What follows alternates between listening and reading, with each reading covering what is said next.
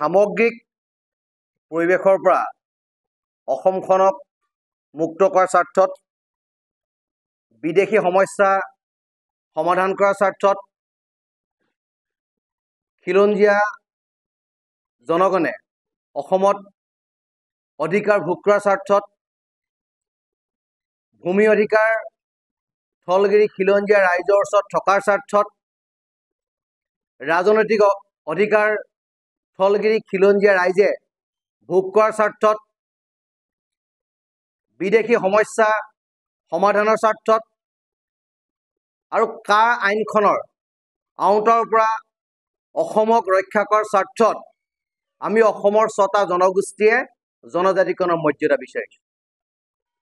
কিন্তু অতি দুখ আৰু পৰিতাপৰ বিষয় যে IMDT আইন বাতিল হোৱাৰ ফলত সৃষ্টি হোৱা এটা দল, যিটো দলে বা যিটো দলৰ মুৰব্বীয়ে অসম বিদ্বেষী চৰিত্ৰ ৰূপায়ণ কৰা, ভাৰত বিদ্বেষী চৰিত্ৰৰে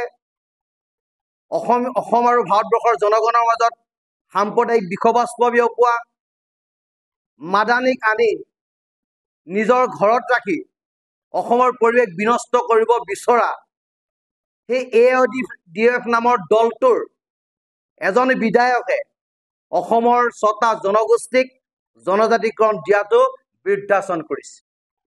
অৰ্থাৎ তেখেতলোকে এইখন বাংলাদেশ হোৱাটো বিচাৰিছে। অবৈধ প্ৰব্ৰজনকাৰী অসমৰ হাৱা পানী প্ৰদূষিত কৰাটো বিচাৰিছে। থলগিৰি খিলঞ্জীয়া ৰাইজে অসমত যাতে গৌৰৱেৰে জীয়াই থাকিব নোৱাৰে তাৰ পৰিৱেশ ৰচনা কৰাটো বিচাৰিছে। আৰু বাংলাদেশী ৰক্ষক এই দলটোৰ বিধায়কজনে সেইকাৰণে ৬টা জনগোষ্ঠীৰ জনজাতিকৰণটো বিদ্বেষ কৰিছে।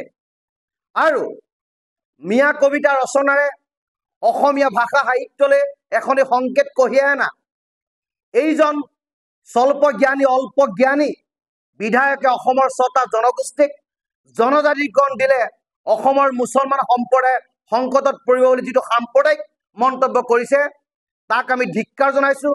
আৰু সদৌ টাইমছৰ মজিয়াৰ পৰা তেখেতক আমি সকীয়াই দিব বিচাৰিছোঁ যে গণতান্ত্ৰিক অধিকাৰ, সাংবিধানিক অধিকাৰ কোনোবা ৰাজনৈতিক দলৰ চুটলিপি মতে কাম নকৰে।